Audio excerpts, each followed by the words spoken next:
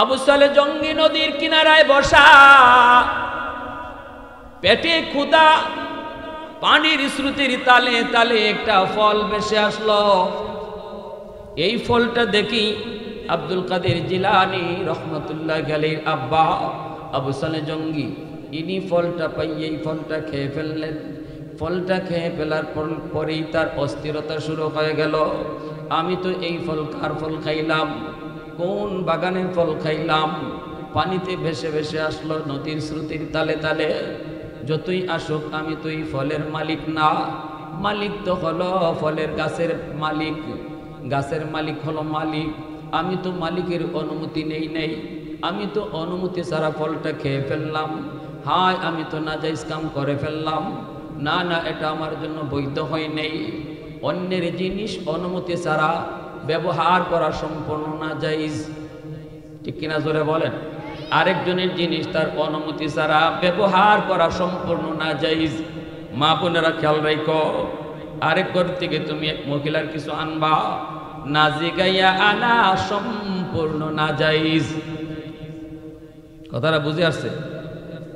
আমরা তো এমনও দেখি, আব্বায় মাঝে মাঝে কই কত জিনিস যে কতবার আইনা রাখলাম, এরপরে যে কেডায় নে কই নে এটার কোনো হদিসই পাওয়া যায় না। আচ্ছা কথা নেও, তুমি কুড়াল নেও, দা নেও, ইতা নেও, কিতা নেও, একটু কইয়া নিলে অসুবিধা আছে। তো কইয়া নিলে তো একজনের জানা থাকে আমার দাটা অমুকে নিছে, হে যদি দেওয়ান তার মনেও না থাকে, আমার তো মনে থাকবো লইয়াই মুগিয়া। কিন্তু দেখা যায় না এরম না। আমাদের মাঝে এই জিনিসটার এই রূপটা খুব বেশি খারাপ। মা বোনেরাও অনেক সময় খেয়াল রাখবেন, আপনি আরেক ঘর থেকে বা নিজের ননদের কাছ থেকে বা নিজের জেঠাসের কাছ থেকে তুমি একটা জিনিস আনতে গেছো, তারে জিগাইয়া আনো, তারে কইয়া আনো যে তোমার এই জিনিসটা আমি নিতাছি, একটু পরে দিয়া দি। মনে না জিগাইয়া আনা এটা না যায়, ব্যবহার করা এটা না যায়, এটারও হিসাব দিতে হবে আল্লাহর দরবারে।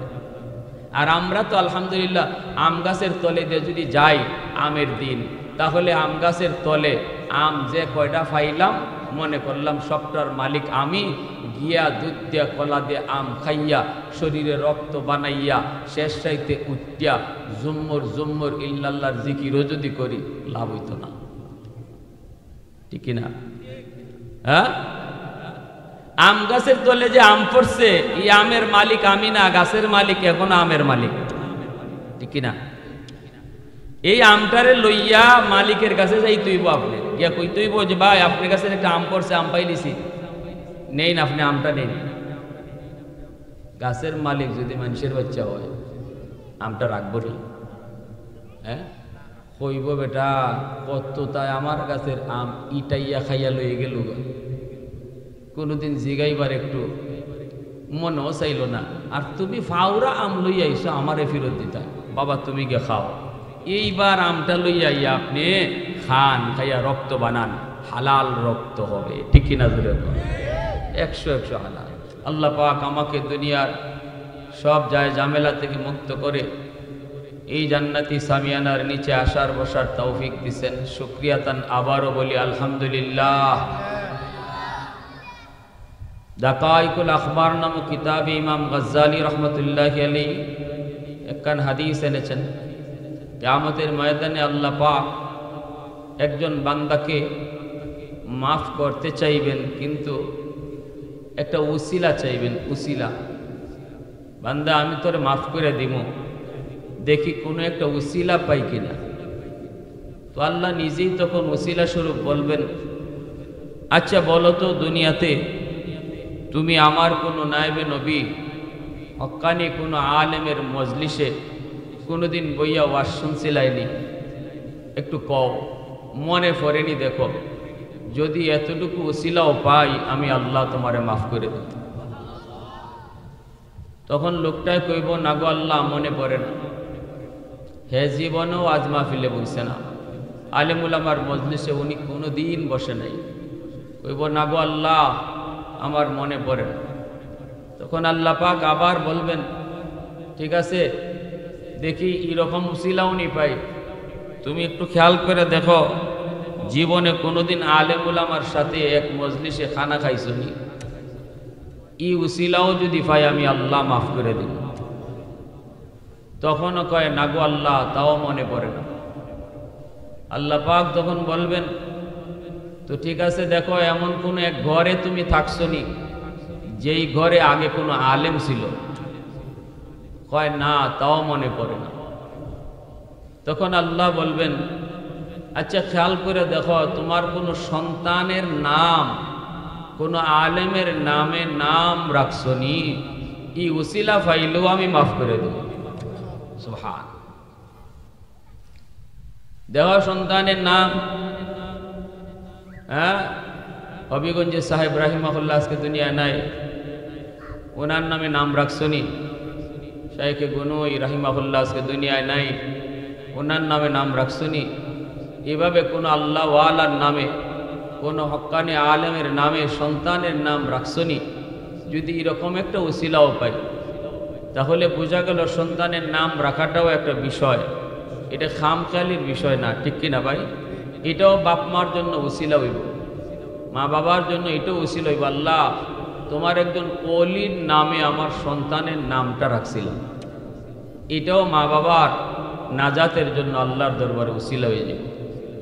এজন্য নাম রাখাটাও নিজে নিজে না, মতে মতে না, এগুলাও উলামায়ে কেরামের সাথে পরামর্শ নিয়ে রাখা, কারণ এটাও আমার ইবাদতের অংশ, নাজাতের অংশ। তখন কইব না, এটাও না করব, কব না, নাম রাখার ক্ষেত্রে আমি এটা ফলো করছি না।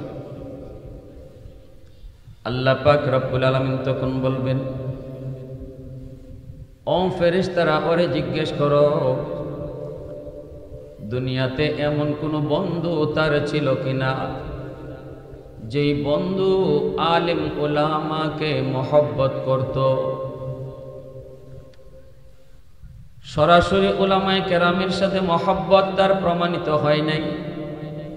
এবার আল্লাহ তারে জিজ্ঞেস করবেন, এমন কোন বন্ধু তোমার দুনিয়াতে ছিল কিনা যেই বন্ধু আলেম উলামাদেরকে ভালোবাসত, মাদ্রাসাকে ভালোবাসত, মাদ্রাসার ছাত্র উস্তাদদেরকে ভালোবাসত, মসজিদের ইমাম মুয়াজ্জিনকে ভালোবাসত?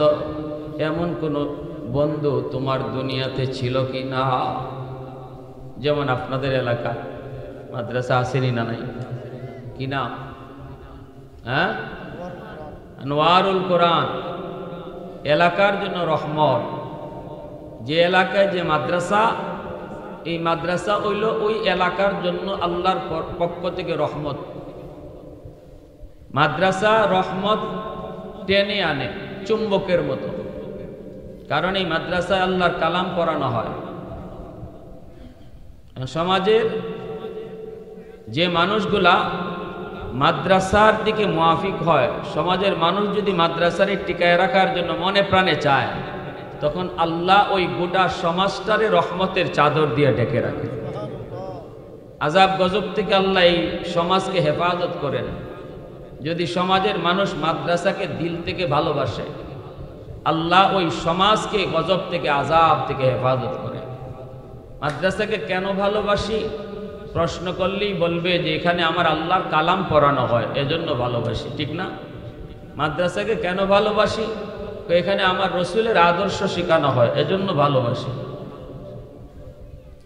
তো আল্লাহ পাক বলবেন, তোমার এমন কোনো বন্ধু আসেনি যে বন্ধু ওই রকম, যেমন আনোয়ারুল কোরআন মাদ্রাসা, ওই মাদ্রাসায় আসা যাওয়া করত, ছাত্রদেরকে ভালোবাসত, উস্তাদদেরকে মায়া করত, মসজিদে যাইতো, ইমাম মুয়াজ্জিনকে ভালো পাইতো। তুমি তো যাইতাই না, ঠিক আছে, কিন্তু এরকম কোনো বন্ধু তোমার ছিল নি বলো? তখন কইবা, আল্লাহ মনে পড়ছে, দুনিয়াতে আমার একজন বন্ধু আছিল, আমার ওই বন্ধু নাম হইল অমুক। মনে করেন যে কোনো একটা নাম কইল আব্দুর রহিম, আব্দুল করিম। আমার দোস্ত, সে প্রায়ই মাদ্রাসায় আসা যাওয়া করত, আলেমুল আমাদের বিভিন্ন কারগুজারি আমার শোনাইতো, ইমাম মুয়াজ্জিনের কথা এসে বলতো, সে সময় কাটাইতো আলেমুল আমার সাথে। আমি কাটাইতাম না, তবে আমি তার কাছ থেকে শুনতাম, তার সাথে আমি সময় কাটাইতাম। আল্লাহ বলবেন, ফেরেশতারা আমার বান্দারে এতটুকুর উসিলায় আমি আল্লাহ মাফ করে দিলাম। সুবহানাল্লাহি ওয়া বিহামদিহি, সুবহানাল্লাহিল আযীম। তাহলে বলুন, ওয়াজ মাহফিলে বসা, আলেমুল আমার কথা শোনার দ্বারা লাভ আসেনি না? হাসরের মাঠে আল্লাহ ৯৯ ভাগ দয়া আর মায়া কুদরতি কলিজায় লইয়া আল্লাহ বইয়া থাকবো, দেখি আমার বান্দারে কোন একটা উসিলায় নি মাফ করা যায়। কত কত বান্দাকে আল্লাহ ছোটখাটো উসিলার দ্বারা হাসরের মাঠে মাফ করে দিবে, কারণ আল্লাহর কুদরতি কলিজায় তখন ৯৯ ভাগ দয়া আর মায়া থাকবে। সুবহান। আজকের বসাটাও তো উসিলা হইতে পারে, ঠিক না? কি কোন উসিলা হইতে পারে কি পারে না? আমি যদি দিল থেকে আমল করার নিয়তে, কিছু কথা শোনার নিয়তে আসি আর বসি, আমি জানি এখানে গেলে পরে কেউ আমারে 500 টাকাও দিবে না, কেউ আমারে শেষে মিষ্টিও খাওয়াবে না, কেউ শেষ পর্যায়ে মোনাজাত শেষে আমারে সিন্নিও দিবে না। আমি সিন্নি খাওয়ার নিয়ত আসি নাই, মিষ্টি খাওয়ার নিয়ত আসি নাই, টেকা পাইমুই নিয়ত আসি নাই। আইসি কেন? আল্লাহকে খুশি করার জন্য। এই যদি হয় আমার খালেস নিয়ত, হতে পারে এইটাও আমার নাজাতের উসিলা। আল্লাহ পাক রব্বুল আলামিন ইখলাসপূর্ণ আমলকে আল্লাহ বেশি পছন্দ করে, যে আমলটার ভিতরে আল্লাহকেই শুধু সাজি খুশি করা উদ্দেশ্য থাকে। বনি ইসরায়েলের একজন মহিলা, আল্লাহ রাসূল তার হাদিস শরীফে বলছেন, পাপিষ্টা মহিলা, হ্যাঁ, অন্যায় করত, বিচার করত, হ্যাঁ, চরিত্র ভালো ছিল না। কিন্তু এই অবস্থায় সে যখন দেখল যে একটা কুয়ার পাড়ে একটা কুকুর পানির তৃষ্ণায় ছটফট করে, জিহ্বাটা বের হয়ে গেছে কুত্তার, কিন্তু পানি তো পান করতে পারে না। কুয়ার পানি তো কুয়ার নিচে থাকে, ঠিক না? কুয়ার চতুর্দিকে ঘুরতেছে কুকুরটা, কিন্তু তৃষ্ণায় তার জিহ্বা বের হয়ে গেছে। এই অবস্থায় মহিলা, সে তো আসলে নামাজ রোজা ইমান আমলের দারদারি না, ইমান আছে কিন্তু আমলের দারদারি না, সে তো তার চরিত্র ভালো না, কিন্তু একটু মায়া লেগে গেছে কোন হিসাবে যে আল্লাহর একটা সৃষ্টি জীব, আল্লাহর একটা সৃষ্টি, একটা কুকুর, তার প্রতি তার একটু দরদ লেগে গেছে। সে নিজের ওড়নাটারে বালতিতে বান্ধিয়া এই বালতি কুয়ার নিচে ফালাইয়া তারপরে উঠাইছে পানি, উঠাইয়া কুকুরটারে পানি পান করাইছে। আল্লাহ পাক রব্বুল আলামিন জানাই দিছে যে এই আমলটা সে শুধুমাত্র আমারে খুশি করার লাগে করছিল।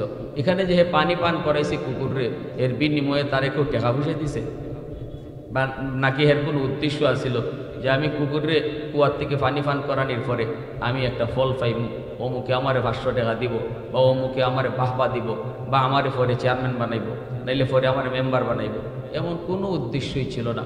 শুধুমাত্র এইটুকু দয়া যে কুকুরের প্রতি করছে, শুধু কারে দেখানোর জন্য? আল্লাহরে। আল্লাহ খুশি হয়ে গেছে, তার জিন্দিগির সব গুনাহ আল্লাহ মাফ করে দিয়েছে, সব গুনাহ মাফ করে দিয়েছে। তাহলে আমরা তো এইরকম পাপিষ্টও না, ওই রকম পাপাচারও না।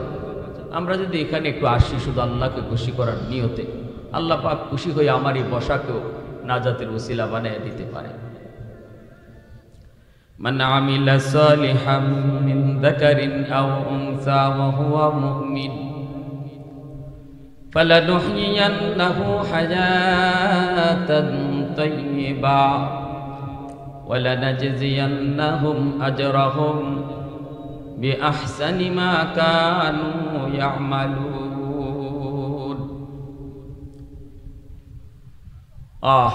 ওষুধটা আনছো? আনো, দ্রুত আনো, একটু পানি দাও তো। এত দেরি হইল কেন? তাড়াতাড়ি আনো। তোমরা তাড়াতাড়ি করে আনার জন্য তোমরা এটার মধ্যে দেরি করতেছ। আমরা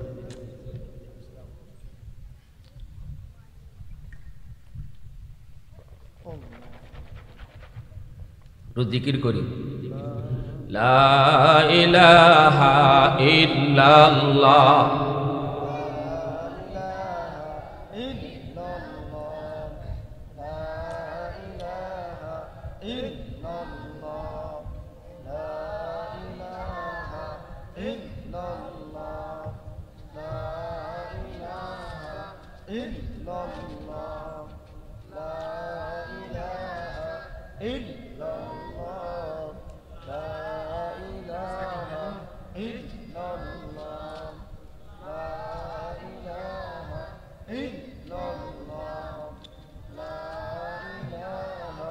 লা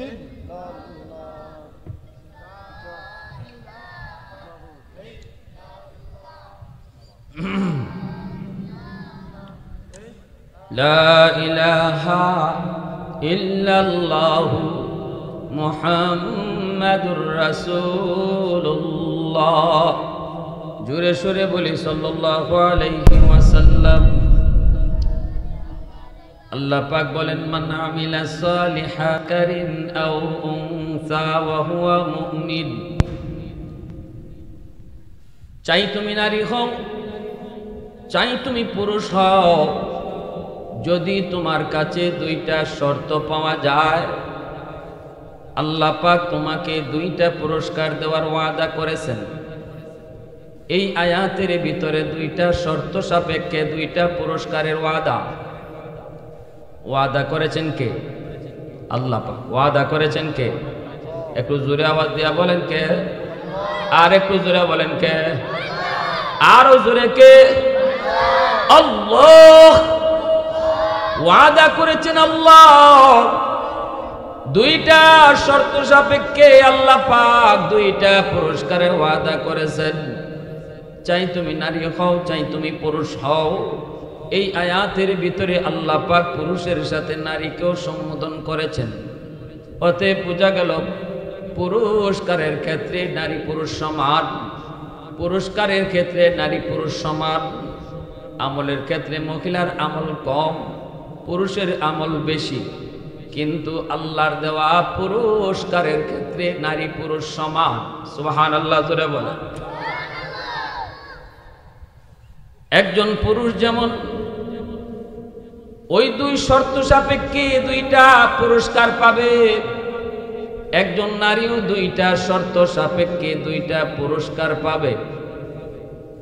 এক নাম্বার শর্ত হলো ঈমান, দুই নাম্বার শর্ত হলো নেক আমল। ঈমান যদি তোমার নির্ভেজাল হয় আর যদি সাথে নেক আমল পাওয়া যায়, তাহলে আল্লাহ পাক বলেন এক নাম্বার পুরস্কার তোমাকে আমি দুনিয়াতে নগদ দিব। নগদ পুরস্কারটার নাম হলো হায়াতান তাইয়্যিবা, পবিত্র জীবন, সুন্দর জীবন, শান্তিময় জীবন, কানাআতের জীবন, অল্পে তুষ্টির জীবন। তোমার দুনিয়ার জীবনও আমি আল্লাহ সুখ শান্তি দান করব, এটা নগদ পুরস্কার।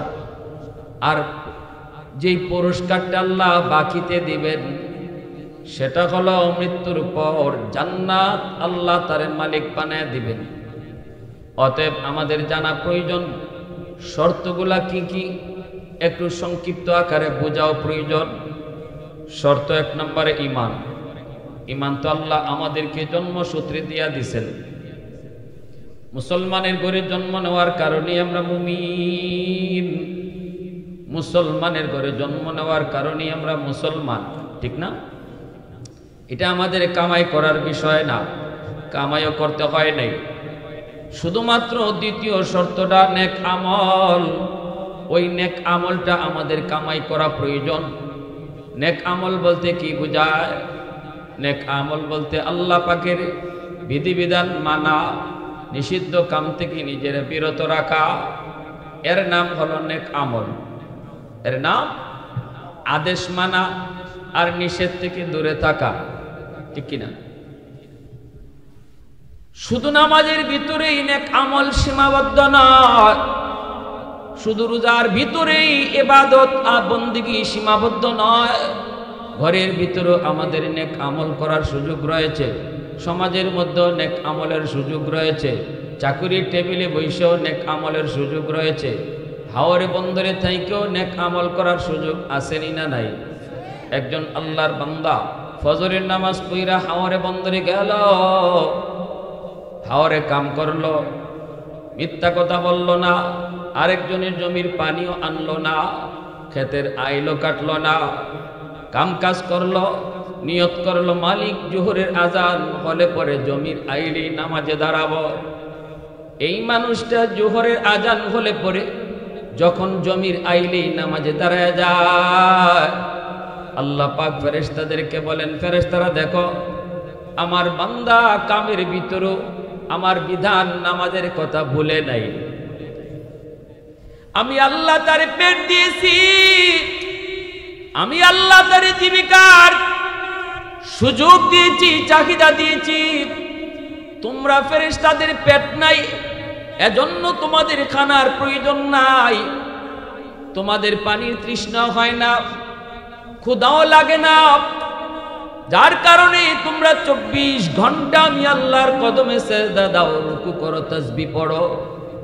আমার বান্দাকে যদি আমি আল্লাহ তোমাদের মতোই বানাইতাম, তাহলে মনে হয় সেও 24 ঘন্টায় আমার বন্দেগী করত।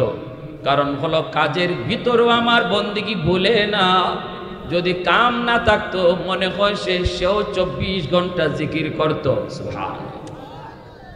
অতএব তোমরা ফেরেশতারা তার আমল নামায় জমির ভিতরে যতক্ষণ কাম করলো, যতক্ষণ জমিতে কাম করলো, এই কামের টাইমটাকেও তোমরা নফল বন্দেগীর ভিতরে শামিল করে দাও, জিকিরের ভিতরে শামিল করে দাও, তাসবিহ তাহলিলের ভিতরে শামিল করে দাও।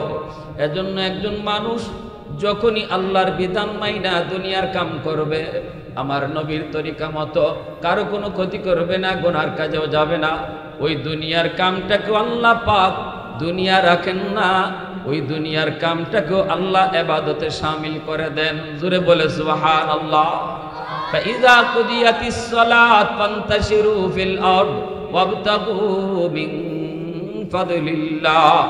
পবিত্র কোরআনের সূরাতুল জুমার মধ্যে আল্লাহ বলেন, আমার বিধান ফরজ হুকুম আদায় করার পর তোমরা রিজিকের তালাশে বের হও, তোমরা তোমাদের রিজিকের তালাশে বের হও। তাহলে খেতে কামারে যাওয়া আল্লাহর নির্দেশ, বাজারে দোকানদারি করা এটাও আমার আল্লাহর নির্দেশ, চাকুরি বাকুরি করা এটাও আমার আল্লাহর নির্দেশ। যদি কোনো মানুষ আল্লাহর বিধান, নামাজ, আল্লাহর বিধান, ফরজ বিধানগুলা আদায় করার পর দুনিয়ার কামে লিপ্ত হয়, সে যেন আল্লাহর আদেশ পালনে লিপ্ত হয়েছে। অতএব দোকানদারিটাও তখন ইবাদতের ভিতরে শামিল হয়ে যায়, ঠিক কিনা?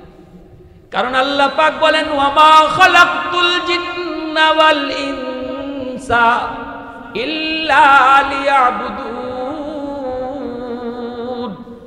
আল্লাহ বলেন, আমি ইবাদতের জন্যই শুধু মানুষের জিনকে বানাইলাম। ইবাদতের জন্যই শুধু যদি মানুষকে বানানো হয়, তাহলে আমার ঘুম কোথায় গেল, আমার খাওয়া কই গেল, আমার দোকানদারি কই গেল, হাওরে বন্দরে কামকাজ কই গেল? আল্লাহ তো খালি বানাইছে নামাজের লাগি, আল্লাহ খালি বানাইছে ইবাদতের লাগি। না না, আপনি বুঝতে ভুল বুঝেছেন। আল্লাহ ইবাদতের জন্য বানাইছে, খালি নামাজের জন্য বানাই নাই, ইবাদতের জন্য বানাইছে। ঘুমটারও আপনি ইবাদত বানানোর জন্য দুনিয়া পাঠাইছে, আপনার খাওয়াটাকেও ইবাদত বানানোর জন্য আল্লাহ দুনিয়ায় মানুষ পাঠাইছে, হাওরে বন্দরে কামকাজ করাটাকেও ইবাদত বানানোর জন্য আল্লাহ মানুষ বানাইছে, আমার দোকানদারিটাকেও ইবাদত বানানোর জন্য আল্লাহ মানুষ বানাইছে। যদি আমি দোকানদারিটাও আল্লাহর বিধান মতো করি, মিথ্যা কথা না বলি, মাপে কম না দেই, আজান হলে মসজিদে যাই, কাস্টমারকে না ঠকাই, তাহলে দোকানদারির পুরা টাইমটাকেও আল্লাহ ইবাদতের ভিতরে শামিল করে দিবে।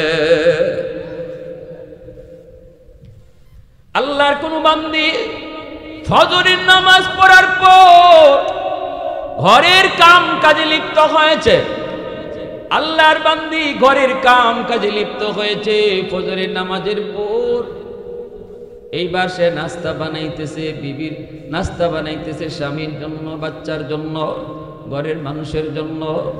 এরপরে রান্না বান্না করতেছে, রুটি বানাইলো, সবজি করলো, তাদের সামনে হাজির করলো। কিছুক্ষণ পরই আবার দুপুরের খানার জন্য আল্লাহর বান্দি রেডি হয়ে গেল, আবারও ঘর ঝাড়ু দেওয়া শুরু হলো, ঘর পরিষ্কার করলো, তারপরে রান্না বান্নার কাজে লিপ্ত হলো। এরপরে জোহরের আজান হলো, আল্লাহর বান্দি জোহরের নামাজটা টাইম মতো পড়ে নিল। জোহরের নামাজের পরপর আবার খানা রেডি করে ফ্যামিলির মানুষের সামনে খানা হাজির করলো।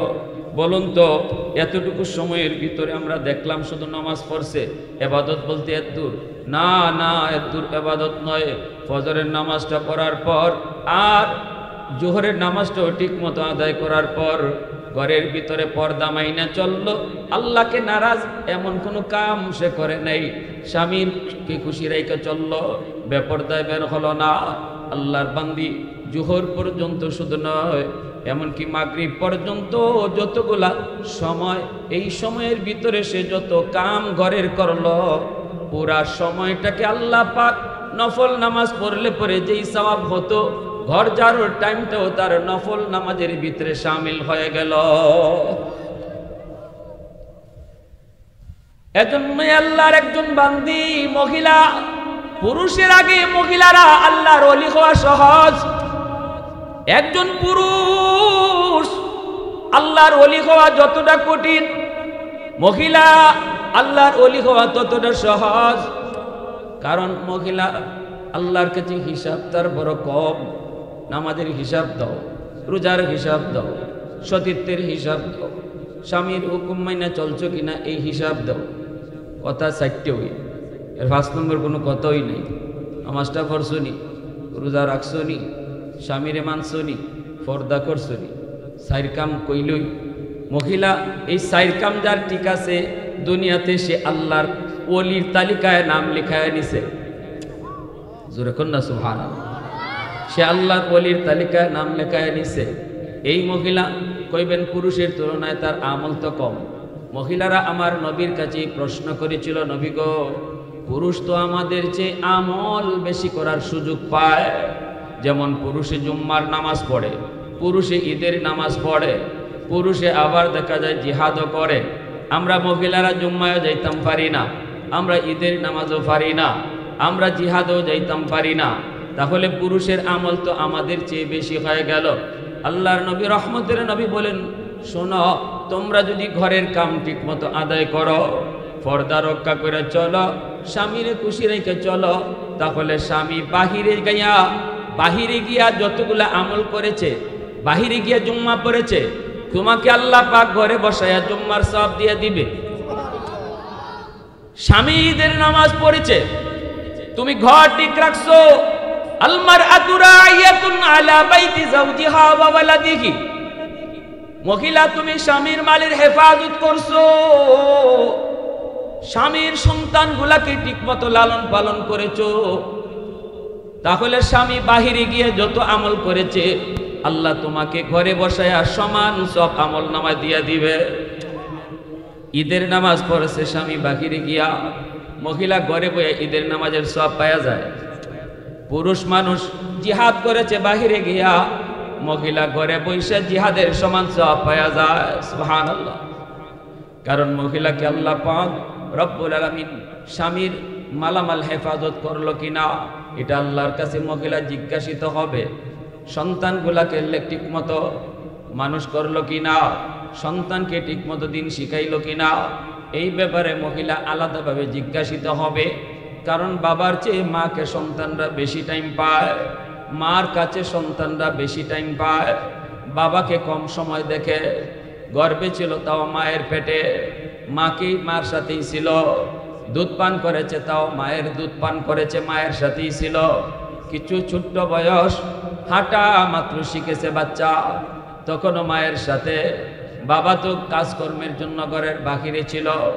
এজন্য শিশু বাচ্চাগুলি বাবার চেয়ে মাকে বেশি টাইম পায়, মার আমলটা বেশিরভাগ সন্তানে লক্ষ্য করে। এজন্য মায়ের আমলের আসর সন্তানের উপরে বেশি পড়ে। মা যদি দিনদার হয়, সন্তান আশা করা যায় দিনদার হবে। মা যদি নামাজি হয়, আশা করা যায় সন্তান নামাজি হবে। এজন্যই তো অভিজ্ঞতার আলোকে বলেছেন, সন্তান পেটে নিয়ে যদি মা বেশি বেশি মিষ্টি খায়, সন্তান বড় হওয়ার পরে মিষ্টি প্রিয় হয়। সন্তান পেটে নিয়ে যদি মা বেশি বেশি টক খায়, সন্তান বড় হওয়ার পরে টক প্রিয় হয়। সন্তান পেটে নিয়ে মা যদি বেশি বেশি ঘুমায়, সন্তান বড় হওয়ার পরে অলস হয়। সন্তান পেটে নিয়ে মা যদি টুকটাক কাম কাজ করে, সন্তান বড় হয়ে কর্মঠ হয়। সন্তান পেটে নিয়ে মা যদি গান শুনে, সন্তান বড় হয়ে গায়ক হয়। সন্তান পেটে নিয়ে মা যদি কোরআন তেলাওয়াত বেশি বেশি করে, সন্তান অল্প দিনে হাফেজে কোরআন হয়।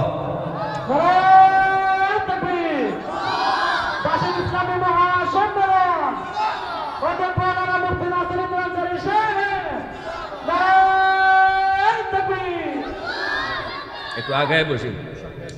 লা ইলাহা ইল্লাল্লাহ, জোরে লা ইলাহা ইল্লাল্লাহ,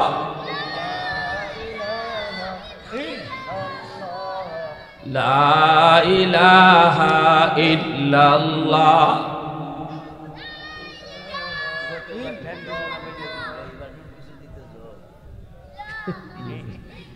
লা ইলাহা ইল্লাল্লাহ, লা ইলাহা ইল্লাল্লাহ, লা ইলাহা ইল্লাল্লাহু মুহাম্মাদুর রাসূলুল্লাহ। জোরে সুরে বলি সাল্লাল্লাহু আলাইহি ওয়াসাল্লাম। এজন্য বলতেছিলাম, মার আমলের আসর সন্তানের উপরে বাবার চেয়ে বেশি পড়ে, বাবার চেয়ে মার আসর, মার আমলের আসর সন্তানের উপরে কম পড়ে না বেশি পড়ে? এজন্যই মা বেশি দিনদার হওয়া দরকার। মার দিনদারিটা বেশি প্রয়োজন, মার দিনদারিটা বেশি প্রয়োজন, কারণ মার টাচে সন্তান বেশি টাইম থাকে, ঠিক না? বাবার চেয়ে মার টাচে বেশি টাইম থাকে, এজন্য এর আসরটাও বেশি পড়ে। মা যদি নামাজি হয়, সন্তান মাকে নামাজ পড়তে দেখে, এই নামাজের চিত্র সন্তানের দিল দেমাগের ভিতরে পড়ে। মা যদি কোরআন পড়ে, এই কোরআন পড়ার দৃশ্যটা শিশুকালে সন্তান দেখে, মরণ পর্যন্ত এই দৃশ্যটা তার চোখের মধ্যে থাকে। আমার আম্মাকে আমি কোরআন তেলাওয়াত করতে দেখছি, মা যদি পরপুরুষ দেখলে পরে আড়াল হয়ে যায়, মাথায় কাপড় দিয়ে দেয়। দেখবেন ছোট্ট মেয়েটাও, সেও শিশুকাল থেকে এটা শিখে ফেলে, ঠিক না? আমি দেখছি আমার ছোট বাচ্চাটা যদি দেখছে হঠাৎ করে আমার ছোট ভাই এই রুমে ঢুকতেছে, জর্সাব এই রুমে ঢুকতেছে, অথচ এই রুমে তার মা আছে, আমার ছোট্ট মেয়ে বুঝে না এখনো, পর্দা খিতা কুস্তুই বুঝে না, খালি যদি এরম দেখে ঠাস করে দৌড় দিয়ে গিয়ে চাচুরে দুই রাখো, চাচু এই রুমে আম্মু আছে। পর্দা কি বুঝেই না, গিয়ে আপনি আঞ্জাদে দুই রেখেছে, চাচু এই রুমে আম্মু আছে। এটা কি? ওই দেখছে মারে, মারে দেখছে যে মা কোনো পরপুরুষ দেখলে পরে সাথে সাথে পর্দার জায়গা দৌড় দিয়া জায়গা আনলে। কোনো সময় এরকম দেখছি, আমার ফুতেও দেখছি আস্তে করে টান দিয়ে এইভাবে ঘরের পর্দাটারে, ওই যে দরজার পর্দাটারে টান মেরে এমনি পর্দার মাঝে নিয়ে আসে, দেখ খেলায় এই কথা বুঝাইলায় যে এই ঘরে আর কেউ আয়ো না, এখানে মা আছে। তো এই জিনিসটা মা সন্তানকে শিখাবে, সন্তানকে মা শিখাবে। মা যদি এরকম পর্দা করে, তাহলে সন্তানের দিল দেমাগের ভিতরে এটা এমনভাবে বসবে, এই পড়ালেখা করে কদ্দুর হইব, দেখকে যেটা দিলের মধ্যে বসে, এটা মরণ পর্যন্ত থাকে। এজন্য ঘর হলো সন্তানের সর্বপ্রথম বিদ্যালয়, আর মা বাবা হলো সন্তানের সর্বপ্রথম উস্তাদ। ঘর হইল প্রথম বিদ্যালয়, জন্মের পরে সর্বপ্রথম বিদ্যালয় হলো, সর্বপ্রথম মাদ্রাসা হলো ঘর, আর মা বাবা হলো সর্বপ্রথম উস্তাদ। এজন্য ঘরের মধ্যে আমার পরিবেশটা দিনদারি পরিবেশ গড়ে তুলো, তাহলে সন্তানের অটো দিনদার হয়ে যাবে। আলহামদুলিল্লাহ, দিনদারি তার ভিতরে চলে আসবে। এজন্যই তো বড় পীর আব্দুল কাদের জিলানী রহমাতুল্লাহ আলাইহির আব্বা আবু সালে জঙ্গি, দেখেন বড় পীর আব্দুল কাদের জিলানী এত বড় জগৎ বিখ্যাত আল্লাহর বলি হইছেন, কেমন মা কেমন বাবার ঘরে। ও আমার মা বোনেরা, খেয়াল করে শোনো, একটু দিলটা নরম করে কথাগুলি বোঝার চেষ্টা করো। নবী আসার দরজা বন্ধ, কিন্তু আব্দুল কাদের জিলানী আসার দরজা আল্লাহ বন্ধ রাখে নাই।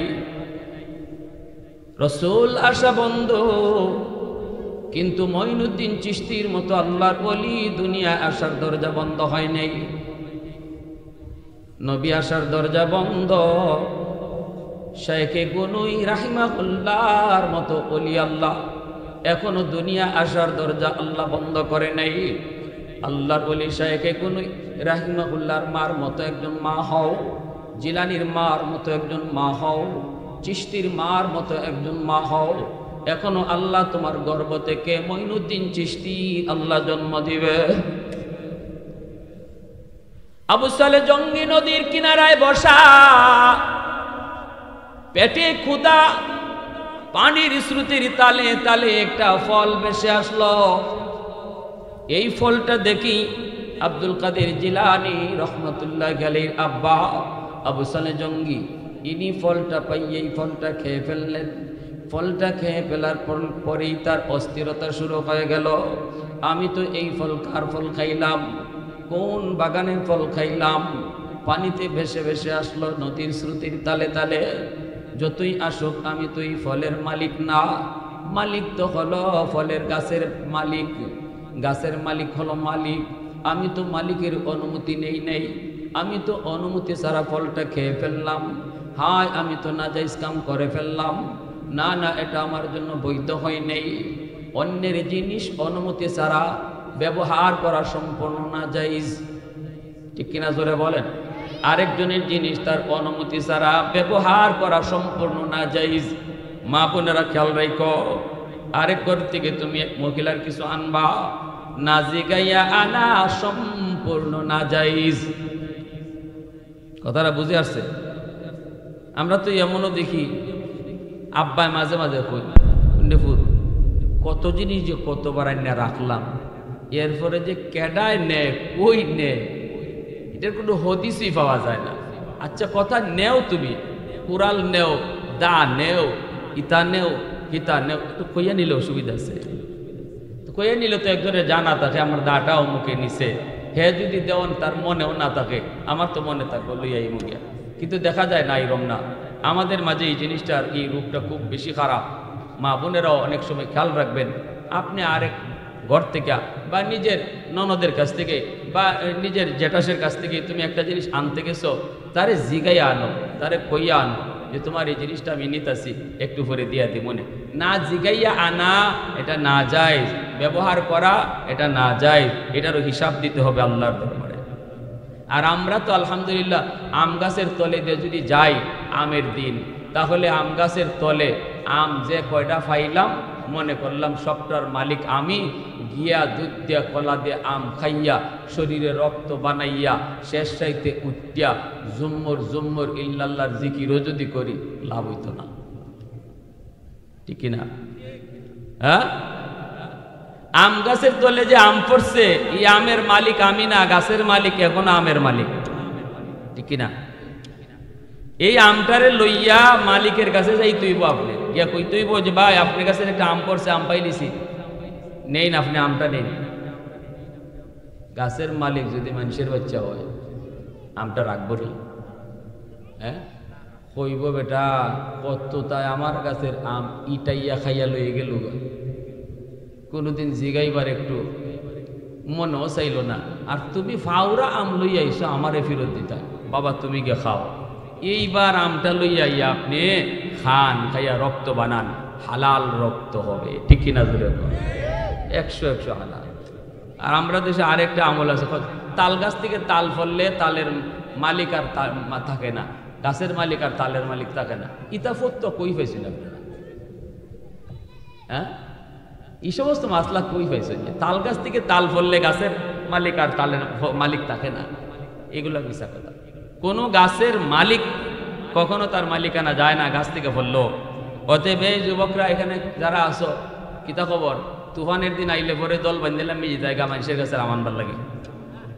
হ্যাঁ, বাপরে বাপ, একটু খালি বাতাস যদি আইছে এই দেখো কি পরিমাণ মানুষ যে গাছের তলে দেখা যায়। এগুলা ঠিক না, মনে রাখবা নিজের গাছের তলে নিজে দাঁড়াও, আরেকজনের গাছের তলে যাইও না। যদি যাও আর ফাও আমটা লইয়া বেটার মালিকের বাড়ি যাইও, দেলাই হ্যাঁ যদি নেগা নেগবা, মালিকের বাড়িতে নিয়ে আমটা দেওয়ার পরে যদি মালিকের নেগা নেগবা হে সাইসলে আর কিতা কইতা তার গাছের আম আমটা পড়ছে রে ভাই, আমটা তোমার গাছের নেব, এ যদি রেখে লাইতে রেখে লাও, কিন্তু আমার মনে কয় রাখতো না, ঠিক না? আমার মনে কয় রাখতো না, তখন কইব বেটা ইতা কস কিতা বেটা, এ আম আমি রাখতাম, কত আমি ইটাইয়া খাইলো, আর তুই আমার বাড়িতে তুই এসে যা বাবা বাবা বাবা, আরো ফিট উঠ আতাইয়া মাথাও আতাইয়া দোয়া করে দিয়া দিব। তুমি দোয়াও পাইলাই আবার সোয়াব হইল, গুনাহ হইল না। তেনি কিছু আমির দিনে ফুলাফানের অভিযান কমে, ঠিক না? এখন বড় পীর আব্দুল কাদের জিলানী রহমতুল্লাহ আলাইহির আব্বা আবু সালেহ জঙ্গি ইনি এই ফলটা খাই নিছেন, খাইয়া তো পড়ছেন টেনশনও, আল্লাহ আমি কার গাছের ফল খাইলাম, আমি তো জিগাইলাম না, অনুমতিও নিলাম। নদীর পারে পারে আবার হাঁটতে শুরু করলেন মালিকের কাছ থেকে মাফ নেওয়ার জন্য অথবা ওই ফলের বদলা দেওয়ার জন্য। কেমন অস্থিরতা শুরু হয়ে গেল। কোনো মানুষ যদি কখনো গুনাহ করে আর গুনাহ করার পর যদি তার অন্তরে অস্থিরতা শুরু হয়, আল্লাহর নবী বলেন এটাই হলো ঈমানের আলামত। মাল ঈমান ইয়া রাসূলুল্লাহ, ইযা সাররাতকা হাসানাতুকা ওয়া ইযা সাআতকা সাইয়্যাতুকা ফাআনতা মুমিন। সাহাবী জিজ্ঞেস করেন, নবী গো ঈমান কাকে বলে একটু বলেন। নবীজি বলেন, ভালো কোনো আমল, নেক আমল করলে যদি তোমার অন্তরে শান্তি লাগে, আর কোনো গুনাহ করলে পরে যদি অন্তরে অশান্তি লাগে, তাহলে বুঝবা তোমার অন্তরে ঈমান আছে। অন্তরে কি আছে? ঈমান আছে। আর যদি ভালো কাম করলেও তোমার কিছু আয়ার যায় না, গুনার কাম করলেও তুমি কুস্তা টের পাও না, যেমন আছো এমনই, বরং গুনাহ কইরেও তুমি আরো হাসো। আল্লাহ নবী কয় স্কেল, ইমানের স্কেল কয় তোমার অন্তরে ঈমান নাই, ঈমান নাই, ঈমান নাই। গুনাহ করার পরেও যদি অন্তরে অশান্তি না আসে, বোঝা গেল ঈমানের নূর নাই, অন্তরে ঈমানের নূর নাই। এজন্য বড় পীর আব্দুল কাদের জিলানী রহমতুল্লাহ আলাইহির আব্বা আবু সালেহ জঙ্গি যখন তিনি দেখলেন অন্তরের ভিতরে অশান্তি শুরু হয়ে গেছে, কারণ এই ফলের মালিক ইনি নন, ফলের মালিক হলো ওই বাগানের মালিক। সোজা তিনি চলতে শুরু করলেন, আইসে তিনি নদীর কিনারে একটা ফল বাগান পেয়ে গেলেন। পাইয়ে তিনি বুঝে গেলেন এই বাগান থেকেই ফলটা পানিতে পড়ছে, আর নদীর স্রোতে ফলটা বাসায় বাসায় নিছে। তিনি চলে গেলেন মালিকের কাছে, যে বলতেছেন, চাচা আমি আপনার গাছের একটা ফল না জিগায়া খেয়ে ফেলছি, দয়া করে আপনি আমারে মাফ করে দেন। আর যদি মাফ না করেন তাহলে ফলের বদলা কি চান বলেন, আমি আপনার একটা ফলের দাম দিব, বদলা দিব। বাগানের মালিক কই, বাবা তোমার বাড়ি কই? কই বাড়ি অমুক জায়গায়। কই এত দূর আমার ফল গেল কেমনে? কই স্রোতের পানিতে ভাসতে ভাসতে গেল, আমি নদীর কিনারেই বসা ছিলাম, ছিল প্রচন্ড তৃষ্ণা, প্রচন্ড ক্ষুধা, পাইয়েই তো খেয়ে ফেলেছি, কিন্তু পরে অস্থির। হায় আমি কি করলাম, কি করলাম, অনুমতি ছাড়া আমি অন্যজনের ফল খেয়ে ফেললাম। চাচা আমাকে আপনি মাফ করেন, মাফ করেন, আমি তো একটা নাজায়েজ কাম করে ফেলেছি। আমি এতটুকু গুনার কারণে আল্লাহ পাকের জাহান্নামের আযাব আমি সইতে পারবো না। জাহান্নামের আযাব থেকে বাঁচার জন্য এখানে যা করতে হয় আমি তা করতে রাজি। আপনি বলেন মাপ দিবেন নাকি বদলা নিবেন? বাগানের মালিক কয়, বাবা একটু বসো, আমি ঘরের ভিতর থেকে আই। ঘরের ভিতরে গিয়ে বিবিকে ডাক দেয়া কয়, বিবি, বিবি কয় এতদিন পর্যন্ত আমরা উপযুক্ত একটা ছেলে খুঁজতেছিলাম আমার মেয়ের জন্য। আমার মেয়েটা বড় দিনদার, বড় আল্লাহওয়ালি, এমন একটা দিনদার আল্লাহওয়ালা ছেলে খুঁজতেছিলাম। মনে হয় আল্লাহ উপযুক্ত ছেলে আমাদের ঘরে পাঠাইয়া দিছে। তাহলে বিয়ে শাদীর ক্ষেত্রে মাল দেখব, সম্পদ দেখব, ধন দৌলত দেখব, গোষ্ঠী দেখব, সুন্দর দেখব না দিনদারি দেখব? ফাজফার বিজাতিদ দ্বীন, নবী কয় দিনদারিকে প্রাধান্য দাও। সুন্দর যদি পাও তাহলে প্লাস, বংশ যদি পাও তাহলে প্লাস, ধন দৌলত যদি পাও তাহলে প্লাস, কিন্তু দিনদারি নাই শুধু সুন্দর লাভ নাই, দিনদারি নাই শুধু বংশ লাভ নাই, দিনদারি নাই শুধু সম্পদ কোনো লাভ নাই, ঠিক কিনা? এর ভিতরে কোনো বরকত নাই। যুবকরা যদি নিয়ত করে লাও যে দিনদারি সারা, পর্দানিশীল সারা, আল্লাহ বিরু সারা বিয়া করতাম না, আর যুবকরা বাপ মায়ও যদি নিয়ত করেন তাহলে মেয়ের মা বাপ যারা আছে এরা মেয়ের বোরকা ঢুকাইতে বাধ্য। আপনি তো আপনি ফুতের লাগে বিয়া করাইতেন না, বিয়া দিব কার কাছে? কিন্তু আমরা ছেলের বাবা যারা আছে আমরা যদি নিয়ত করি না না মোটরসাইকেল না হইলে হইতো না, আমার পুত্রে বিদেশে টেকা যদি বিদেশ না পাঠায় তাইলে হইতো না, এই নিয়ত যদি করি তাহলে তো মেয়ের মা বাবা এইভাবেই চলবো, মেয়েরও এইভাবেই চালাইব। পর্দার দরকার নাই, মোটরসাইকেল দিয়া দিব না, ফুলারে বিদেশ পাঠাই দিব না। এই অবস্থা যদি হয় তাহলে মেয়েরা কোনোদিন পর্দা ঢুকবে না। আমরা একটু চেঞ্জ হই, যারা ছেলের বাপ মা আছে আমরা একটু নিয়ত করি না ছেলে বিয়া করাইমো, যৌতুক নিমো। মাতুন্য বুঝতে যদি আপনারা হাও কন্যা নাও কন্যা এটা ডরলে কি শিখে আপনারা হুজুরে ওয়াজ বইয়াতে এবার আমরা কি কইতে চাল্লাই জানে। হ্যাঁ, যৌতুক নিমো ও তো কয় না ফিসে জোয়ান হল তো কয় না, বুড়া না কইলাম এরার তো টাইম গেছি গে, আমরা টাইম সামনে রয়েছে, কই আবার কোন বিপদ করি। যৌতুক নেওয়া হালাল না হারাম? আরো জোরে কও, হালাল না হারাম? কইবা হুজুর আমি তো নেই না, কিন্তু নিজিটি কই ঘুরাইয়া নিছি, ডাইরেক্ট কইছি না, আমি না কইয়া ওই আরেকজন তৃতীয় একজনের যে কইছে ও বা এই যুগে মোটরসাইকেল ছাড়া কি বিয়া হয়নি। বেটার ফুলার বাফে নাও কইছে ওই না, এরা কইতো কেমনে, সম্মানী মানুষ। কিন্তু একটা সাইকেল সাইকেল না দিলে বা একটা ফ্রিজ ফ্রুজ না দিলে এই যুগে একবারে সাদা মাটা বিয়া হয়নি। আমি কিন্তু ভাত খাইছি ঠিকই, তবে আত গুড়াইয়া, ঠিক না? ইতা আল্লাহ বুঝেনি মাতুন না দিন। আমি যে অত সুন্দর গুড়াইয়া গে খাইছি এটা কেউ দেখছে না, দেখছে কেটা? হ্যাঁ, সবরে ধোকা দেওয়া যায়, ফাঁকি দেওয়া যায়। কাকে ফাঁকি দেওয়া যায় না? কষ্ট পাইতেছেন আপনারা? নিজের এলাকার মানুষ তো, এই জন্য ওয়াজ কোনো ওই রকম। আমি আপনার সাথে গপ করতেছি, আর আজকে শরীরটাও একটু অনেকটা ক্লান্ত, অসুস্থ দেখছেন না, ওখানে ওষুধ খাইছেন না, এজন্য একটু নিজের মতো করে কথা কইতেছি। কষ্ট পান না তো?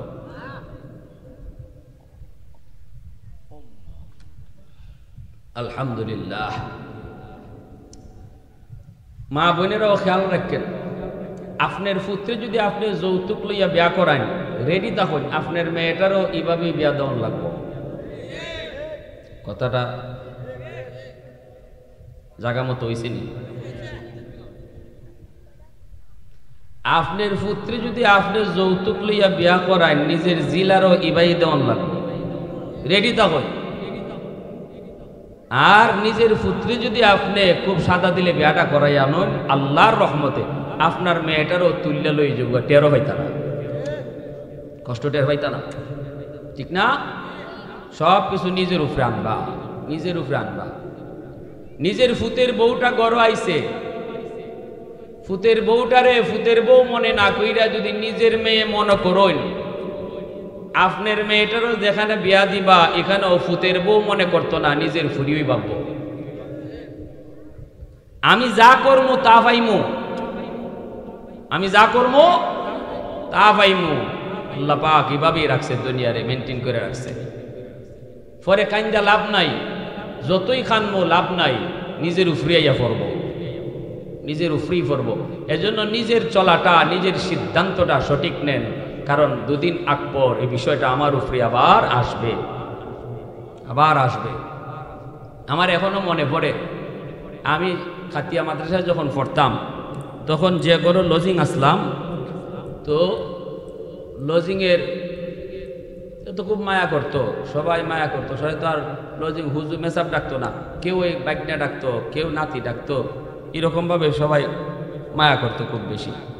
তো আমার যে নানি আসলা, নানি কইতা, ও নাতি তোমারে আমার ফুতে খালি ফোন দিয়া দিয়া কয় ফুত্তাকে সিলেট, আরেক বাসাত লজিং থেকে পড়তেছে সিলেটে মাদ্রাসায়, ফোন দিয়ে খালি আম্মা মেসাবজিরে খুব বালা বালা খাওয়াইও, আম্মা তুমি যদি মেসাবজিরে বালা খাওয়াও তো এখানে আমি যে গরো লজিং আছি আমারও বালা হবে ওইসিনি কথাটা হ্যাঁ বুঝছই না আমার এই কথাটা মনে রয়েছে আজ থেকে আরো 25-30 বছর আগের কথাটা কারণ আমি দেখছি কথাটা হিসাব করে 100-100 মিলে 100-100 মিলে অতএব আজ আমি আমার ফুতের বউর সাথে যে আচরণ করব আগামীকাল আমার মেয়ের সাথে তার শ্বশুর বাড়িতে এই আচরণই হবে এই আচরণটাই হবে এজন্য যারা বউ আছো তোমরাও মনে রাখো এটা আমার শাশুড়ির না এটা আমার আম্মা এটা আমার মা শাশুড়ি মনে করো না তুমি যদি আজকে নিজের শাশুড়িরে মা মনে করো আগামীকাল তুমিও যেদিন শাশুড়ি হবা ওই দিন তোমার ফুতের বউ তোমাকে শাশুড়ি ভাববে না নিজের মাই মনে করবে একটা কথার সাথে আমি কতগুলা কথা মিলাইতেছি দেখেন আগামীকাল আমাকেও আমার ফুতের বউ শাশুড়ি কইয়া ডাক দিত না আম্মা কইয়া ডাকবো মন থেকেই মা মনে করব যদি আমি আমার শাশুড়িরে নিজের থেকে মা মন থেকে মা ভাবি যদি কোনো ঘরের মধ্যে ফুতের বউ আর শাশুড়ির মাঝে এই ধরনের সম্পর্ক তৈরি হয়ে যায় যে শাশুড়ি মনে করে এটা আমার ফুতের বউ না আমার জি আর বউয়ে মনে করে এটা আমার শাশুড়ি না এটা আমার আম্মা তাহলে এই ঘরে কোনোদিন অশান্তি আসে বউ যদি দুষ করে তাহলে শাশুড়ি এটা গোপন রাখবো প্রকাশ করতো না কারণ নিজের মেয়ে তো মেয়ে যদি দুষ করে তাহলে মা কি এটা প্রচার করে মেয়ে একটা দুষ করলে পরে মা এটা আরো গোপন রাখে গোপন রেখে শিখাইয়া দেয় মারে ইবাই না ইবাই আর যদি ফুতের বউ মনে করে তাহলে এই দুষ্টার আরো বড় করে তুলব ঠিক কিনা ফুত আইলে পরে ফুতের কাছে কইব অমুক আইলে অমুকের দেখছো কর্তিক আইছে কি জাত মা আর কি জাত বাপ যে ইটাও শিখাইছে না এই কথাটা যদি বউরে হুনাইয়া কয় তাহলে নয়া বউর কলিজাত গেলাগবো না যে কি জাত মা বাপ আইলো মা বাপ কেমন বাপ মা হইলো তারা যে জিটারে এইগুলোও শিখাইল না আপনি কি দা আপনি তুই মা আপনি শিখাই দিলাই ঠিক না আপনি তো মা এখানে তো সে তার নিজের মা লই আইছে না আপনি এখন মা অতএব ভুল হইছে আপনি মা হিসাবে তারে শিখাই দেন আপনি শিখাই দেন আর বউ যারা আসো শাশুড়ির মনে কইরো এটা আমার আম্মা ওটা শুধু আম্মা না যে স্বামী তুমি পাইছো যে স্বামীর ভালোবাসায় তুমি শিখতে হইছো এই স্বামীটা এই মহিলার গর্ভ থেকে আসছে অতএব স্বামীরে ভালোবাসবা আর স্বামীর মারে দূরে রাখবা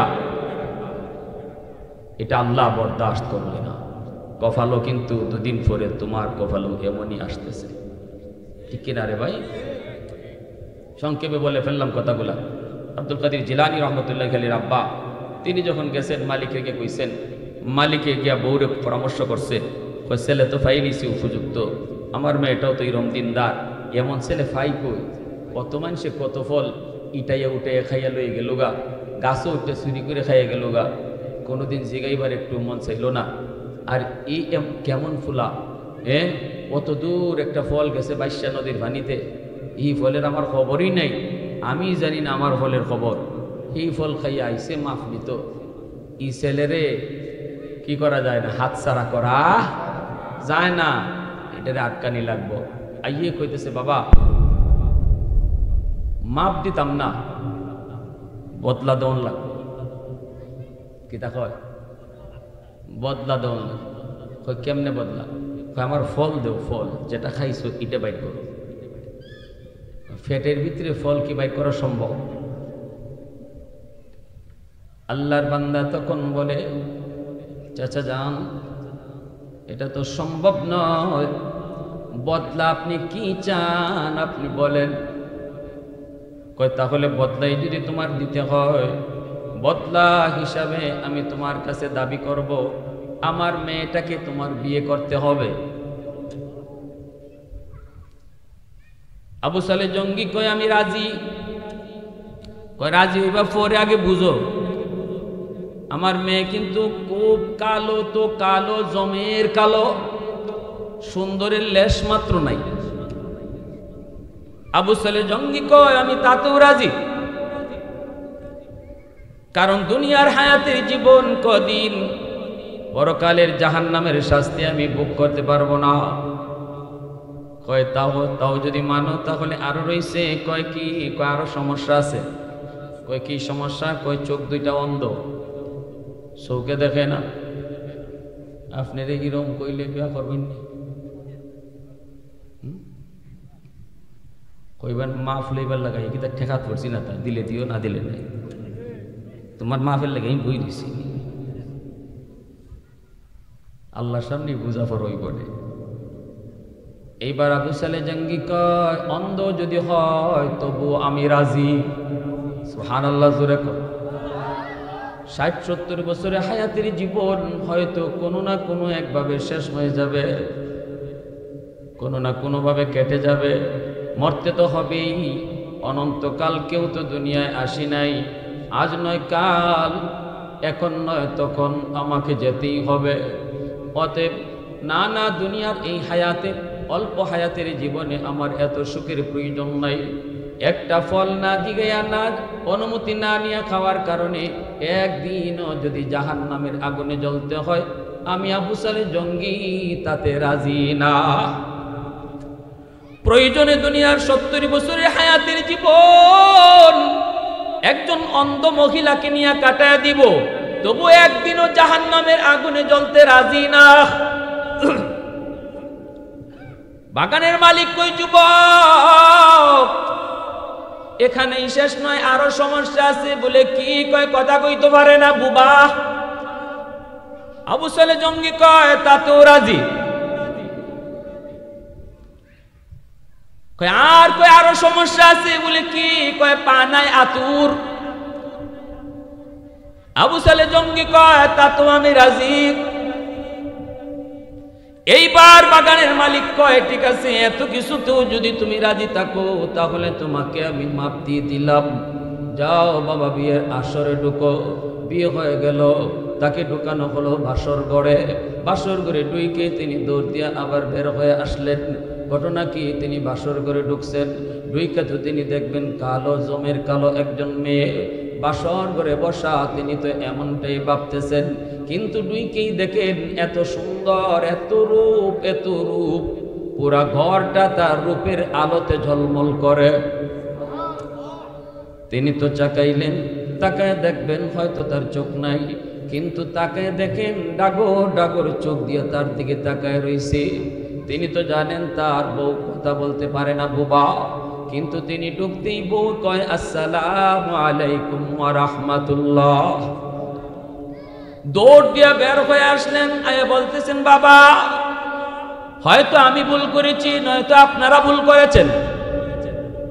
এখানে কার কাছে আমারে পাঠাইলেন? আমি ভুলে হয়তো কারো ঘরে ঢুকে পড়ছি, আর নতুবা আপনারা ভুল করে কাউকে বসায় রাখছেন। আবু সালে জঙ্গির শ্বশুর কয় কি তোমার কি হয়েছে একটু খুলে বলো। তিনি বলতেছেন বাবা আপনি বললেন সে কালো, আমি ডইকে দেখি পূর্ণিমার মতো চাঁদের মতো সুন্দরী। আপনি বলছেন তার চোখ নাই, আমি দেখলাম বড় বড় চোখ দিয়ে আমার দিকে তাকালো। আপনি বলছেন কথা বলতে পারে না, আমি দেখলাম ঘরে ডুইকে সে আমারে সালাম দিল। অতএব সে আমার বউ হতেই পারে না, হতেই পারে না। আমি হয়তো ভুল করেছি, নয়তো আপনারা ভুল করেছেন।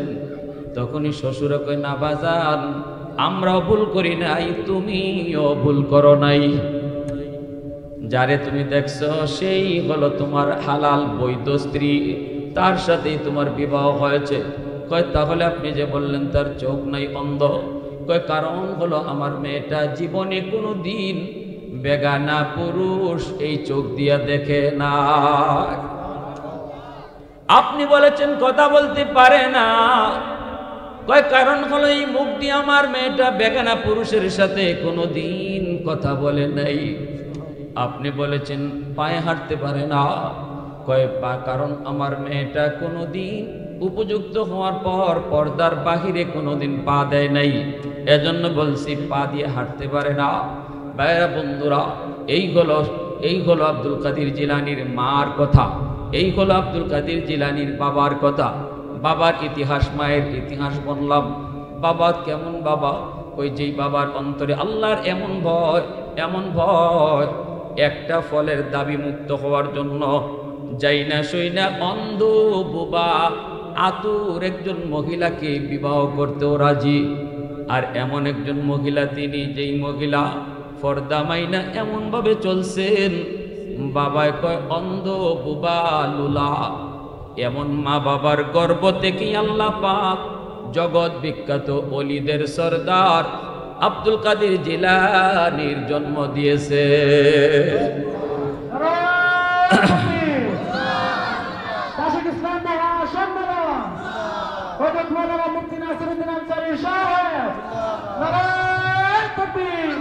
वहदत की हिफाजत नहीं बेकुवत बाजू, वहदत की हिफाजत नहीं बेकुवत बाजू, आती नहीं कुछ काम हक़ल खुदा दाद, आती नहीं कुछ काम हक़ल खुदा दाद। ऐ मर्द खुदा तुझको हुकूमत नहीं हासिल, जा बैठ किसी गार में अल्लाह को कर याद, जा बैठ किसी गार में अल्लाह को कर याद। ये सच है कि बातिल की तरफदार नहीं हम, गादार न समझो हम गादार नहीं हम, गादार न समझो हम गादार नहीं हम। फूलों की तरह नरम मिजाज अपना है नाज़ार, हम तेरी नहीं नेज़ा व तलवार नहीं हम, हम तेरी नहीं नेज़ा व तलवार नहीं हम। मुसलमानेर आवाज़े बोलें अल्लाहु আকবার, आरो जोरे अल्लाहु আকবার। এজন্য আমার ভাইরা বন্ধুরা বলতেছিলাম, আল্লাহ পাক রব্বুল আলামিন কয় বান্দা তুমি চাই নারী হও, চাই তুমি পুরুষ হও, যদি তোমার মধ্যে নেক আমল থাকে, তোমার মধ্যে যদি আমি আল্লাহকে খুশি করার নিয়ত থাকে, খাইতে বসলেও যদি আমাকে খুশি কর, ঘুমাইতে গেলেও যদি আমি কেমনে খুশি হই সেইভাবে ঘুমাও, ব্যবসা করতে গেলেও যদি আমি কেমনে খুশি হই সেভাবে ব্যবসা করো, সর্বহালতে যদি আমাকে খুশি করার ফিকির নিয়ে চলো, তোমার গোটা টাইম, তোমার গোটা জিন্দিগি আমি আল্লাহ তখন বন্দিগি বানিয়ে দেব। তখন তোমার জন্য দুনিয়াতে একটা পুরস্কার, দুনিয়ার পুরস্কারটা হলো নগদ শান্তি। নগদ শান্তি তোমাকে দান করব, স্ত্রী তোমাকে মোহাব্বত করবে, স্বামী তোমাকে ভালোবাসবে, সন্তানের সাথে তোমার সম্পর্ক ভালো থাকবে, ভাই ভাইয়ে তোমার সম্পর্ক ভালো থাকবে, না না ঘরের অশান্তি থাকবে না। এটা আমি আল্লাহর ওয়াদা, এটা আমি আল্লাহর ওয়াদা। ঘরের শান্তি আমি তোমাকে দান করব। 2 নম্বর, পরকালে জান্নাত দিয়া তোমাকে জান্নাতের মেহমান বানাবো। দুনিয়ার নগদ শান্তি আমরা চাই কি চাই না? আরো জোরে কোন চাই কি চাই না? সবাই শান্তি চায়, সবাই শান্তি চায়। এমন একজন মানুষও পাওয়া যাবে না যেই মানুষটাই কইব আমার শান্তি লাগে না। হিন্দুরাও দুনিয়ায় শান্তি চায়, খ্রিস্টানও দুনিয়ায় শান্তি চায়, ইহুদিরাও দুনিয়ায় শান্তি চায়। নামাজ পড়ে না যে এও দুনিয়ার শান্তি চায়, ঠিক না? দুনিয়ার শান্তি সবাই চায়, কিন্তু আমরা কোন পথে শান্তি এটা জানি না। ঢাকার রাস্তা হলো ডান দিকে, ঢাকার গাড়ি হলো ডান দিকে, আমি সিলেটের গাড়িতে উল্টা গেলাম, নিয়ত আমার ঢাকা যাওয়া। জিন্দিগিতে কোনোদিন ঢাকা যাওয়া হইবনি। যদি একজনই গিয়া কয় ভাই কই যাইবা, কয় ঢাকা, কয় গাড়ি তুলছো সিলেটের, নামও নেমে ঢাকার গাড়িতে উঠো, কয় না গাড়ি বদলাইতাম না। কতে গাড়ি না বদলাইলে ঢাকা যাইবা কেমনে? কয় নিয়ত আমার ঢাকা, গাড়ি বদলাইমু না, সিট পাইছি তো পাইছি, নামবো না। এ সারা জীবন যদি সিটে বইসেও থাকে, জীবনে কোনোদিন ঢাকা যাওয়া হইবনি। এমনি ভাবে আমার আপনার প্রত্যেকে শান্তি চাই, নিয়ত আমার শান্তি, কিন্তু অশান্তির গাড়িতে ওইটা বসা, ঠিক না? নিয়ত আমার শান্তির ঠিকানায় যাওয়া, কিন্তু গাড়ি লইছে অশান্তির। উলামায়ে কেরাম তোমাকে বুঝায়, গাড়ি থেকে নামো, ভুল গাড়িতে উঠছো, এটা শান্তির গাড়ি না। কয় না নামতাম না, গাড়ি বইছি তো বইছি, নিয়ত আমার শান্তির ঠিকানা, গাড়ি আমার অশান্তির গাড়ি। নামতে রাজি না, আলেম ওলামার কথা শুনতে রাজি না, ওই মানুষটাও জীবনে কোনোদিন শান্তি পাবে না। ঠিক কিনা জোরে বলেন? কোনোদিন শান্তি পাবে না। আমরা তো আপনাদের কাছে শুধু এসে কিছু কথা কইয়া যাই। উলামায়ে কেরামের দায়িত্ব হলো শোনায় যাওয়া, মানাইয়া দেওয়া আমাদের দায়িত্ব নয়। আমাদের দায়িত্ব হলো শোনায় যাওয়া। মানবে কি মানবে না, কে মানবে কে মানবে না, এটা ফয়সালা হবে কার সাথে? একটু জোরে বলেন, কার সাথে? ওয়ামা আলাইনা ইল্লাল বালাগ। আমাদের কাম হলো পৌঁছাইয়া দেওয়া। নবীর কাম আসিল পৌঁছাইয়া দেওয়া। আল্লাহ কইছে, বন্ধু দারোগা বানাইয়া তোমারে পাঠাইছি না, লাস্তা আলাইহিম বিমুসাইতির, ফিটাইয়া ফিটাইয়া নামাজ পড়াইবা, এই জন্য তোমার দুনিয়া পাঠাইছি না। নামাজ পড়লে কি লাভ, না পড়লে কি ক্ষতি, এই কথা শোনায় যাও, তোমার দায়িত্ব শেষ। এইবার কেউ যদি নামাজ না পড়ে আমারে বুঝ দিতে পারে, অসুবিধা নাই, আমি বুঝবো আর সে বুঝবো, ঠিক না? ফিওনের কাম হইল ঘরে আইয়া নোটিশ লাগাই দেওয়া। এবার জজ সাহেবের সাথে আপনি দেখা করবেন কি করবেন না, এটা আপনার ব্যাপার। আপনি জজের কাছে না গিয়ে যদি পারেন, আমার অসুবিধা কি তা? ফিওনের কাম হইল নোটিশ লাগাই দেওয়া। আগামীকাল 10টার সময় জজ সাহেব আপনাকে তলব করেছেন, ঘরে নোটিশ লাগাই দিয়ে চলে গেছে। আমরা এরকম নোটিশ দিবার লাগে আইছি, এবার চললে জান্নাত, এবার চললে জাহান্নাম। এবার আপনি না মান্য যদি আল্লাহরে বুঝ দেলাইতে পারেন, আমার অসুবিধা আছে কি কোন? আমার কোনো অসুবিধা আছে? এজন্য আমার ভাইরা, আসুন আমরা প্রত্যেকেই দিন বুঝি, দিন মান্য চলার চেষ্টা করি।